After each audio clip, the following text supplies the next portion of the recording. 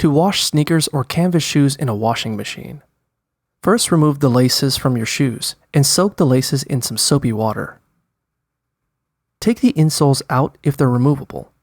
Then place your shoes in the washing machine without anything else and add 1 to 2 teaspoons, 5 to 10 milliliters of laundry detergent. Wash your shoes on a delicate cycle with cold water, then let them air dry. To hand wash leather, vinyl, or rubber shoes, first remove the laces and soak them in soapy water. Then, scrub the outside of your shoes with a soft bristled brush, like a clean toothbrush, to remove any dirt and debris.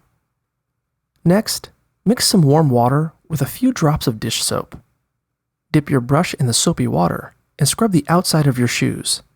Take the insoles out if they're removable and scrub them too.